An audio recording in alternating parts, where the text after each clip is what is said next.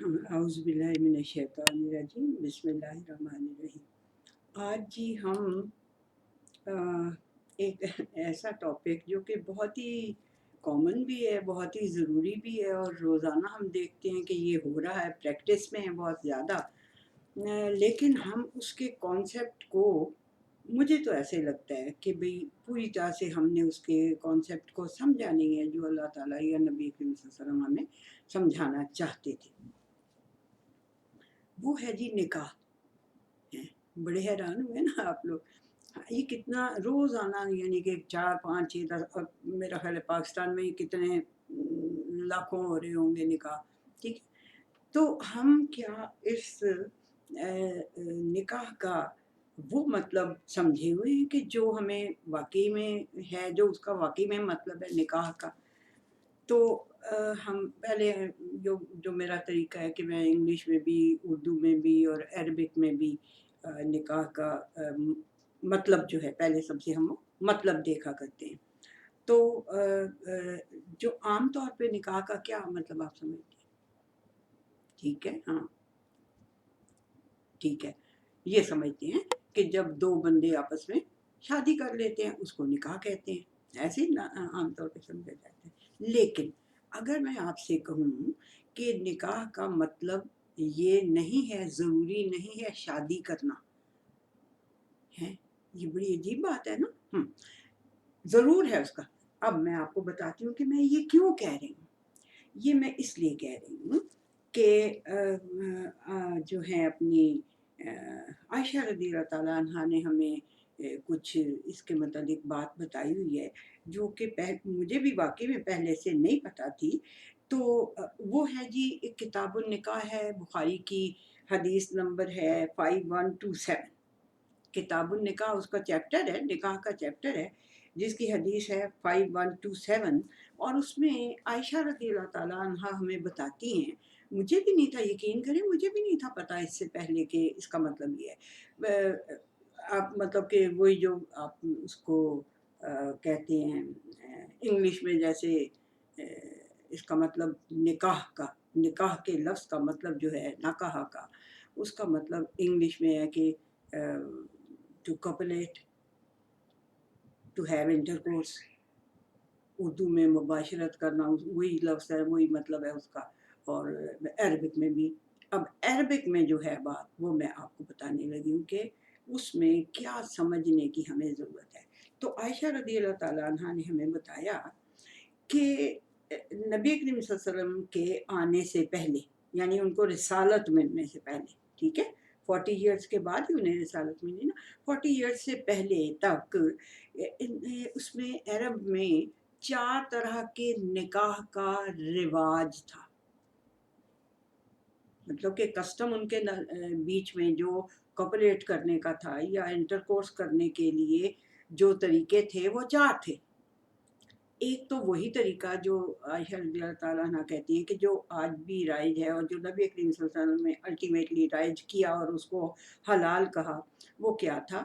وہ یہ تھا کہ جو لڑکے کے اپنے پیرنٹس ہیں، وہ جا کے، یا لڑکا خود بھی لڑکی کے پیرنٹس سے جا کے کہتا ہے کہ میں آپ کی بیٹی سے نکاح کرنا چاہتا ہوں، I want to have intercourse with your daughter, تو آپ ایگریڈ ہیں، یہ ہے اس کا مطلب، سیدھی بات، ٹھیک ہے۔ اچھا، وہ کہتے ہیں کہ ہاں جی یہ ہم ایگریڈ ہیں، اور وہ اس سے دو ان کو گواہ منگاتے ہیں، اور پھر وہ پورا ڈاکومنٹ بھی لکھا جاتا ہے، اور وہ سارا یہ ہے۔ ایک تو یہ طریقہ تھا، جو شریف لوگ جو ہوتے تھے، جو جینٹل لوگ ہوتے تھے، یہ ان کے درمیان۔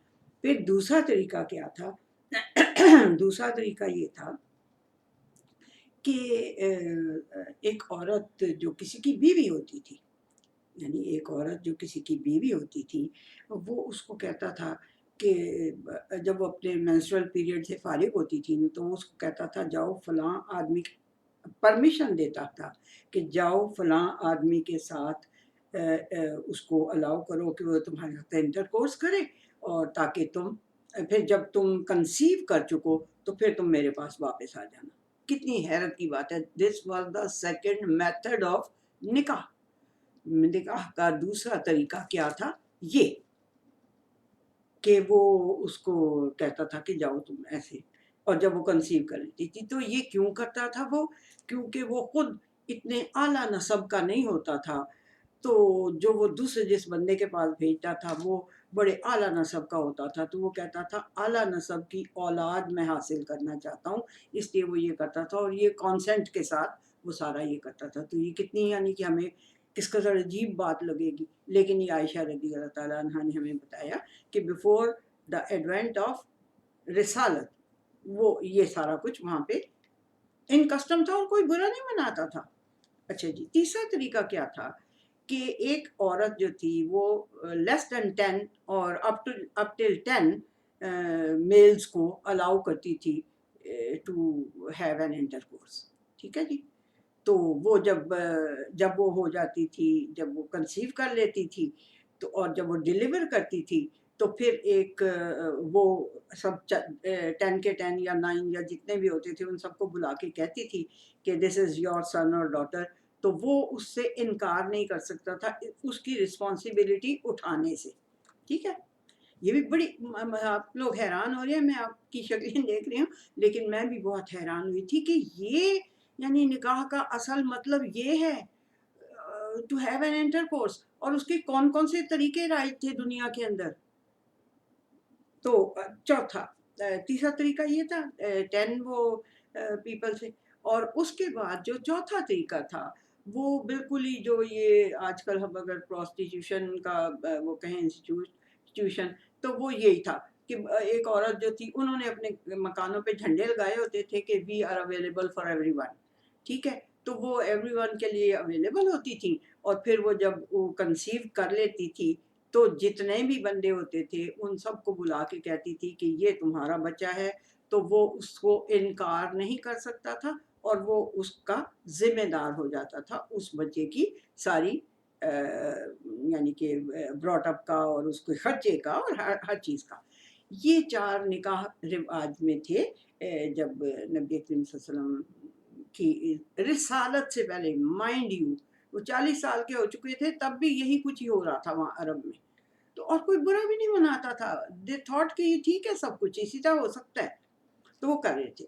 جب پھر نبی کریم صلی اللہ علیہ وسلم ان کو رسالت ملی تو ان کو اللہ تعالیٰ کی طرف سے وحی آنی شروع ہوئی، تو پھر انہوں نے بتایا کہ دا فرسٹ جو پہلا طریقہ ہے جو جا کے پیرنٹس سے ہاتھ مانگنا اور پھر اس کے بعد مہر ادا کرنا، اور پھر وہ یہ سارا کچھ جب وحی کے ذریعے نبی کریم صلی اللہ علیہ وسلم کو پتہ چلا، پھر انہوں نے اس کو رائج کیا اور باقی سب کو کہا کہ یہ نل اینڈ وائڈ ہیں، یہ گناہ ہیں، یہ بری چیز ہے، یہ نہیں کرنا ہم نے۔ پہلا طریقہ جو ہے وہ بالکل صحیح ہے اور وہ اس طرح۔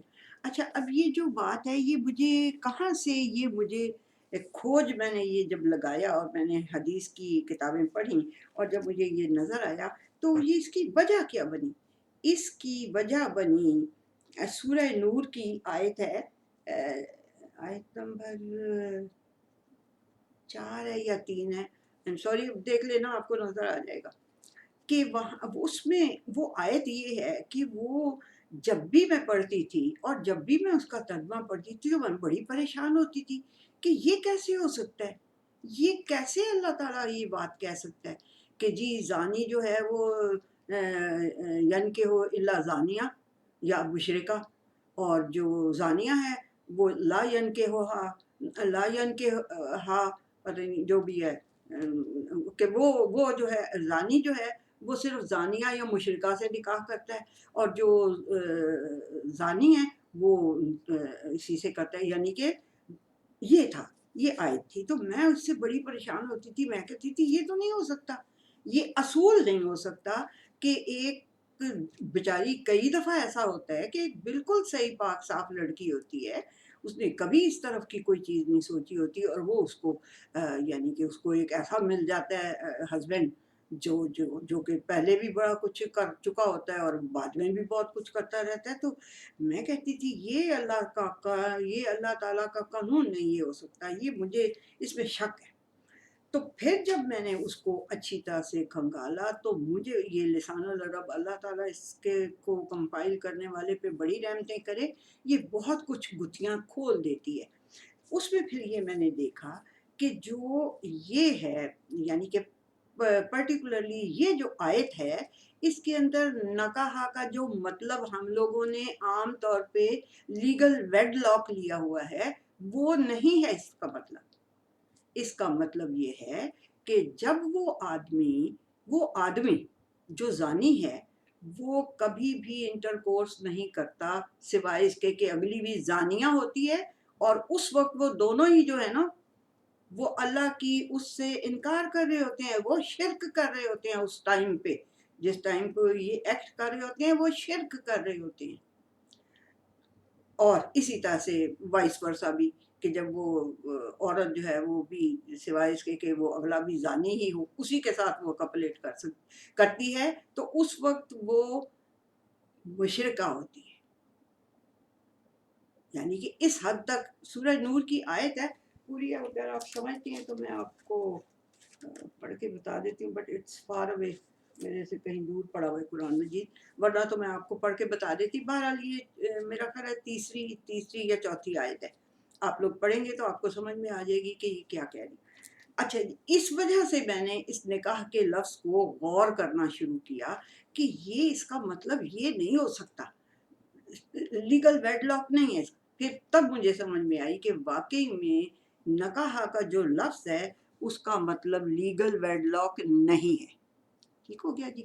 اب جب نبی کریم صلی اللہ علیہ وسلم نے ہمیں یہ بات بتا دی کہ بھی کون سا طریقہ جو ہے وہ بیسٹ ہے اور باقی کے سارے جو ہیں نل اینڈ وائڈ ہیں, تو پھر ہمیں انہوں نے بہت سی چیزوں کے لیے انسٹرکشنز بھی دے دی, اور اللہ سبحانہ تعالیٰ نے بھی بہت سی انسٹرکشنز دے دی.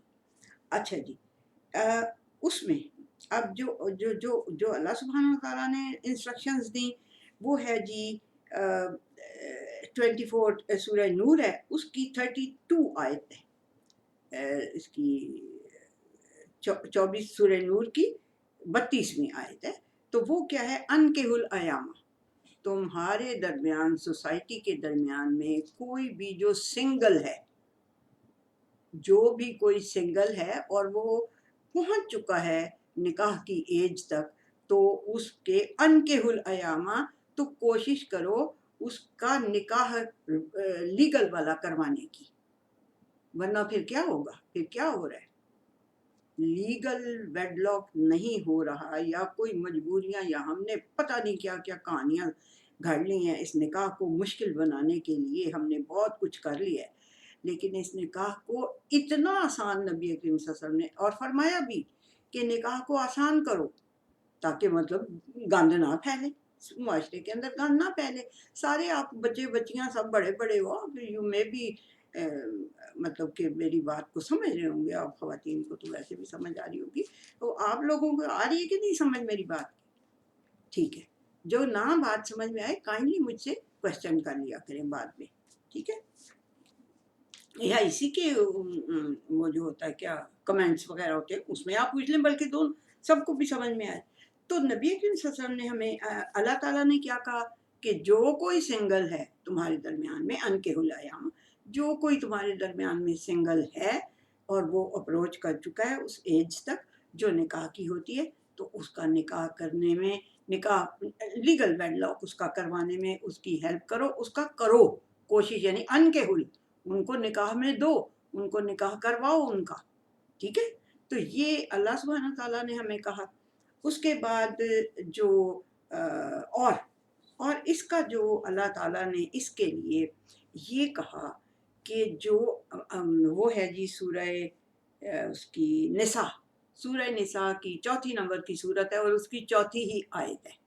اس میں اللہ سبحانہ تعالیٰ نے نکاح کے اندر کیا کہہ دیا کہ جب تم نے آدمیوں, اگر تم نے نکاح کا ارادہ کر لیا ہے نا, تو پھر تمہیں کیا کرنا ہے, جو تم نے حق مہر مقرر کرنا ہے یا دینا ہے وہ کیا چیز ہے بھلا, وہ کیا ہے, حق مہر کیا ہے.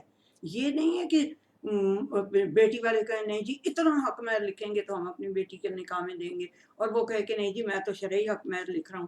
یہ دونوں باتیں غلط ہیں. اللہ سبحانہ تعالیٰ نے اس حق مہر کی جو حیثیت ہے وہ آپ کو کلیئر کر دی ہے. اس کا مطلب کیا ہے, حق مہر کا مطلب کیا ہے, اس کا مطلب ہے مجھے اتنا پیارا یہ لگا کہ میں نے اس کی عربک ہی لکھ لی ہے. آپ کو میں اردو میں بھی بتا، لیکن میں عربک کو پہلے پڑھوں گی.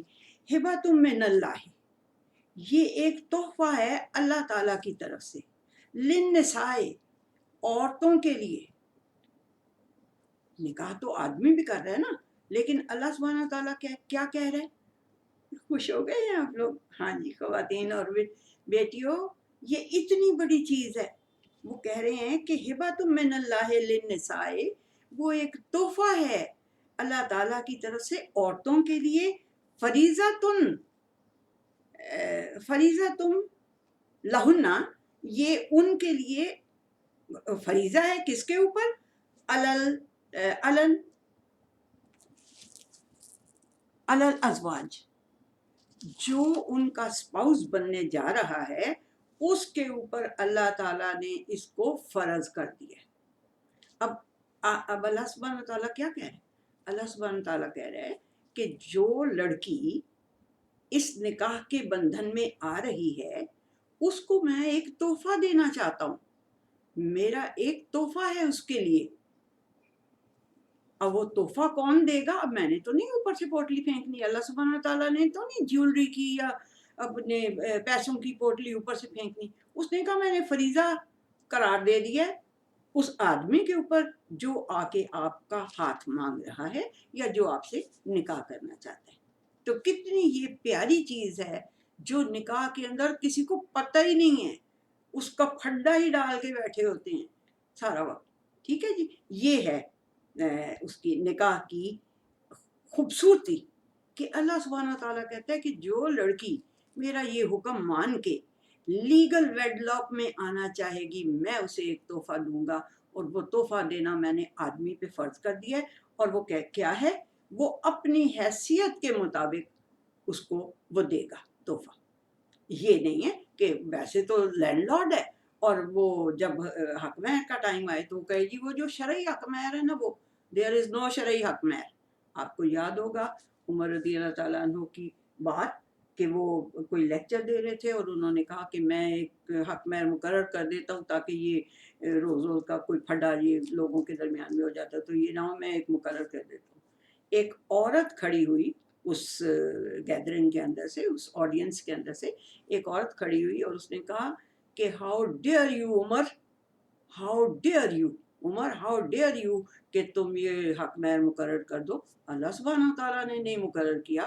اس نے کہا، اس نے آیت بولی کہ اللہ نے کہا کہ اگر تمہیں وہ ایک ڈھیر سونے چاندی کا کنتار ایک ڈھیر بھی دے چکے ہوں آدمی یعنی حق مہر کے طور پہ، تو وہ اس کو واپس نہیں لے سکتی جب تک کہ خدا نخواستہ عورت جو ہے وہ کوئی فورنیکیشن ٹائپ کی چیز میں ملوث ہو جائے.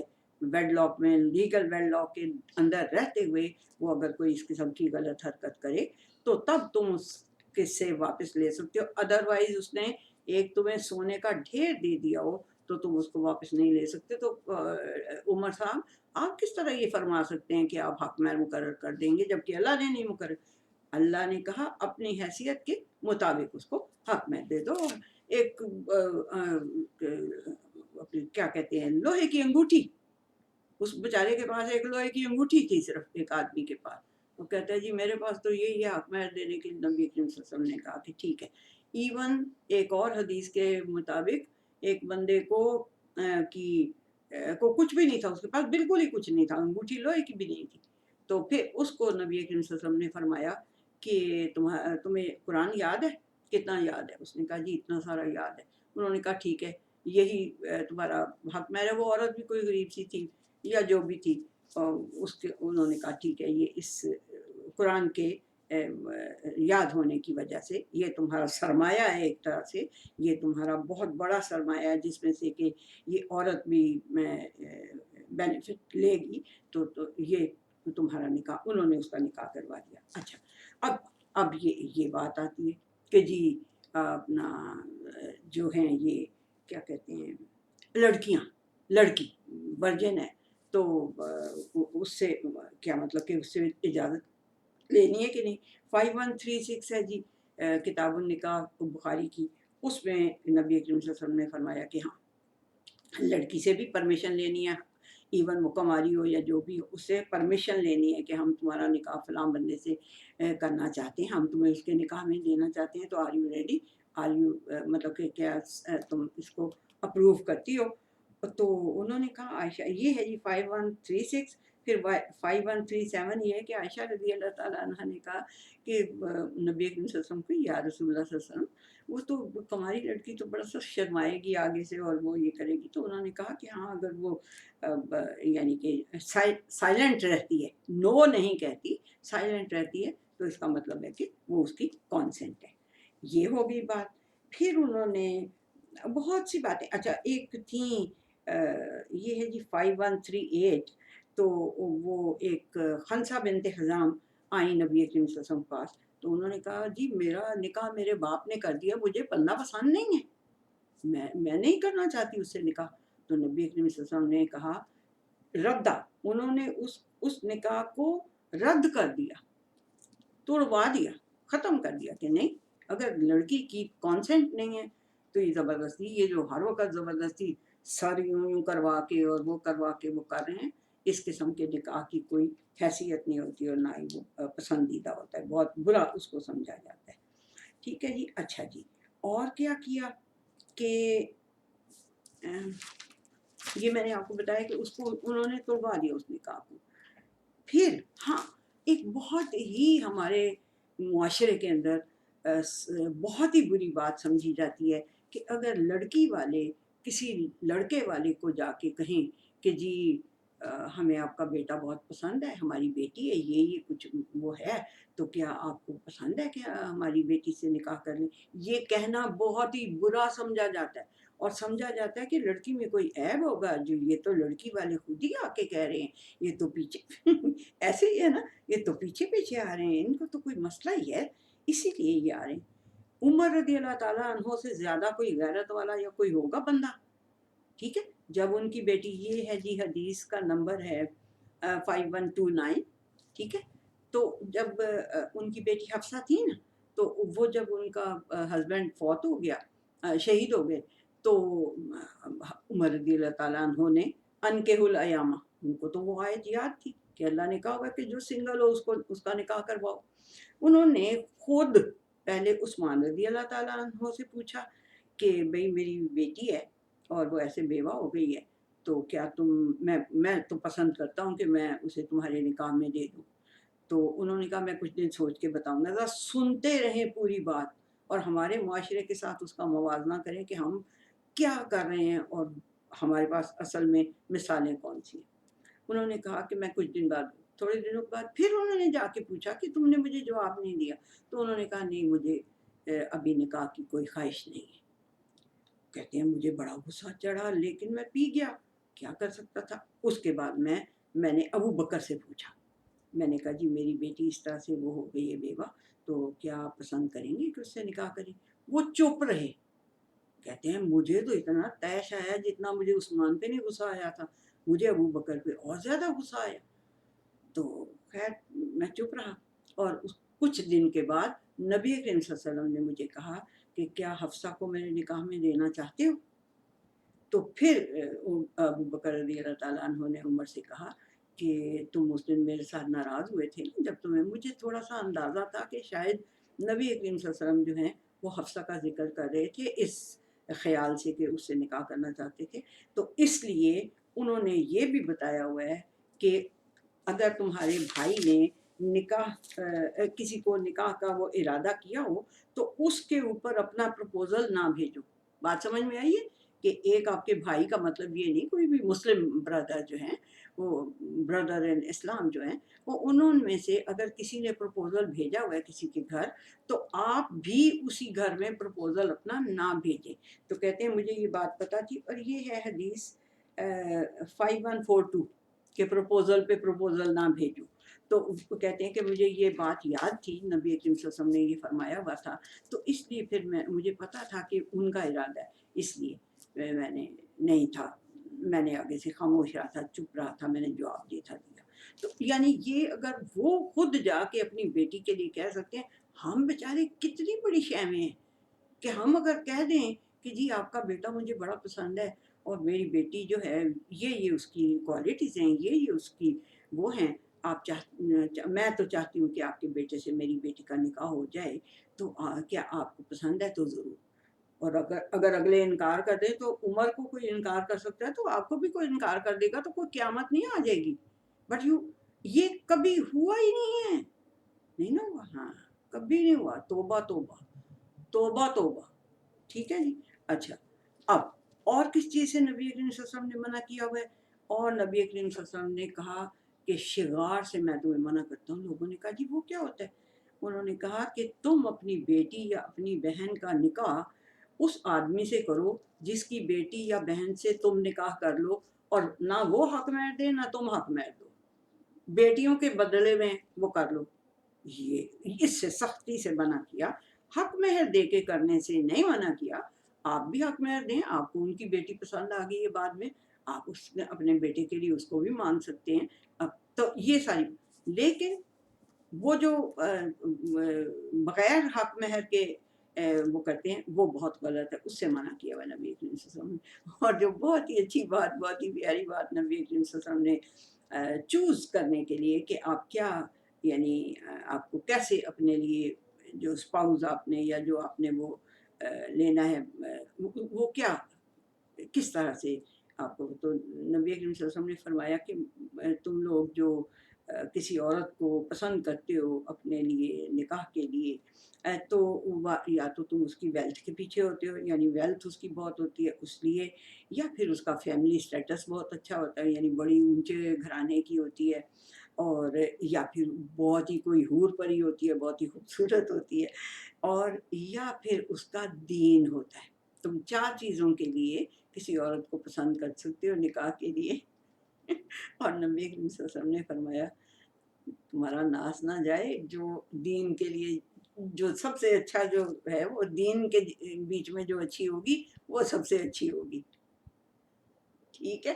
ہاں میں دیکھ رہی ہوں یہ جو آپ زیر لب مسکرا رہے ہیں لڑکے، مجھے پتہ ہے یہ نبی کریم صلی اللہ علیہ وسلم کو تو آپ کے دل کا چور پتہ تھا نا کہ یہ یا ویلتھ کے لیے کریں گے یا فیملی سٹیٹس کے لیے یا بیوٹی کے لیے، لیکن انہوں نے کہا ناس نہ جائے توڑا، جو دین میں اچھی ہوگی وہ تمہارے لیے سب سے اچھی ہوگی، ٹھیک ہے۔ تو یہ انہوں نے کرائٹیریا جو ہے وہ بتایا کہ یہ ایسا سوچو، اور مطلب بات تو یہی ہے کہ اصل فلاح جو ہے وہ تو آخرت کی فلاح ہے۔ اگر ہم اس کی طرف نہیں دھیان دیں گے، اور ہم اگر ایک ایسی لڑکی لے آئیں گے کہ جو ہمیں یعنی کہ وہ یہ اپنے سٹیٹس میں ہی رہے گا جی میں تے پتہ نہیں کون ہاں، اور یا وہ کہ میں تے حور پری ہوں، تو پھر وہ تو، لیکن جو دین پہ چلی ہوگی وہ اس کے پاس سارا کچھ یہ ہوگا، تب بھی وہ اس کے اوپر کوئی غرور یا فخر نہیں کرے گی، اور وہ انسانوں کی طرح رہے گی۔ اور یہ جو آج کل بہت ہی بنی ہوئی ہے بات کہ جی وہ کہہ دے، وہ تو لڑکیاں جو ہیں وہ کہہ دیتی ہیں کہ جی ہمارے پر تمہارے ماں باپ کا تو کوئی فرض نہیں بنتا، ان کی خدمت کرنا تو ہمارا کوئی فرض نہیں بنتا۔ ایسی بات نہیں ہے، نبی کریم صلی اللہ علیہ وسلم نے فرمایا ہوا۔ اب مجھے وہ حدیث آپ لوگ تو خیر اس میں سے دیکھ لیں نا، وہ جو اسلام 360 اس لڑکے نے بنایا، اس میں میرا خیال کوئی ایسی ایپ بھی دی ہے جس میں وہ فوری طور پہ پتہ چل جاتا ہے کہ یہ حدیث کون سی حدیث کا نمبر کیا ہے، یہ وہ نا، تو وہ کائنڈلی آپ دیکھیں، بلکہ مجھے بھی بتائیں، مجھے اس وقت یاد نہیں ہے۔ تو وہ انہوں نے کیا یعنی کہ فرمایا ہوا ہے اس معاملے میں کہ ہاں، کہ جو یہ ماں باپ جو ہیں مجھے میرے پہ تمہارے ماں باپ کا تو کوئی فرض نہیں ہے۔ دیکھیں بیلنس، اتنا بیلنس اللہ سبحانہ و تعالیٰ نے پیدا کیا، اور نبی اکرم صلی اللہ علیہ وسلم نے پیدا کر کے دکھایا کہ جو مطلب کہ اس سے زیادہ بیلنسڈ لائف ہو نہیں سکتی۔ کیا بات بتائی؟ بات یہ بتائی پہلے تو یہ کہ جو دین میں اچھی ہو وہ تمہارے ساتھ اچھی ہوگی، پھر کیا کہا کہ جو حق مہر کے متعلق بتا دیا کہ یہ ایک تحفہ ہے، اس کے مطابق اگر آپ کریں گے تو پھر کتنی خوبصورتی ہو جائے گی اس کے اندر، لائف کے اندر۔ پھر جو ہے ہاں ایک اور جو، اچھا چلیے وہ میں بعد میں آپ کو بتا دیتی ہوں، جو ہم بات کریں پیرنٹس کی کہ جی وہ تو وہ حدیث کیا ہے؟ وہ حدیث یہ ہے کہ نبی کریم صلی اللہ علیہ وسلم نے فرمایا تمہارے 3 والد ہوتے ہیں، ایک تو وہ، ہاں جی، ایک تو وہ تمہارا والد ہے جس کی صلب سے تم پیدا ہوئے ہو، ٹھیک ہے نا، ایک تو وہ ہے جس کے تم صلب سے پیدا ہوئے ہو، دوسرا والد تمہارا وہ ہے جس کے ساتھ تم نکاح کرو، اس کا جو والد ہو وہ بھی تمہارا والد ہوگا، اور اسی طرح سے وائس ورسا۔ اور تیسرا جو ہے وہ جو تمہیں تعلیم دیتا ہے، جو تمہارا استاد ہوتا ہے، وہ تمہارے والد، یعنی اس کا رتبہ تمہارے والد والا ہی ہوگا، اس تمہارے سسر کا رتبہ بھی تمہارے والد جیسا ہوگا، اور تمہارا جو والد ہے وہ تو ہے ہی والد۔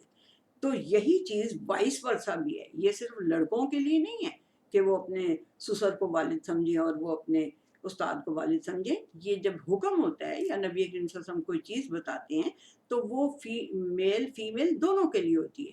تو اس لیے لڑکیاں بچیاں جو یہ سمجھتی ہیں کہ جی ہمارے کو ان کے پیرنٹس کا کوئی فرض نہیں، وہ غلط کہہ رہی ہیں۔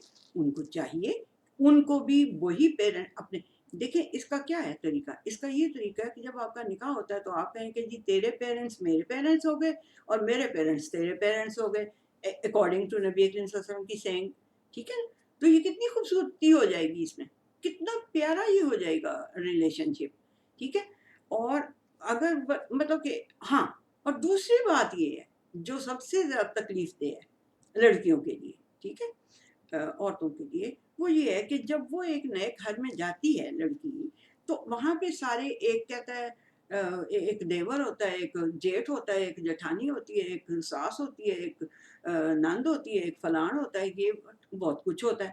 اب وہ سارے سمجھتے یہ ہیں کہ یہ جو لڑکی آئی ہے یہ یعنی کہ اس میں ہم سب ہی، ہمارا سب کا ہی وہ چلنا چاہیے، تو یہ تو بالکل غلط بات ہے۔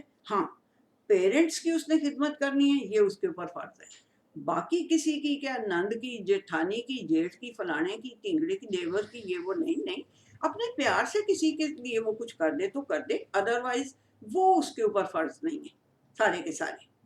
جب وہ سارے کے سارے فرض ہو جاتے ہیں اس پہ، تو پھر تو وہ بیچاری چیخیں مارے گی نا، وہ کہے گی کہ جاؤ پھر میں علیحدہ ہو کے رہتی ہوں، ٹھیک ہے نا۔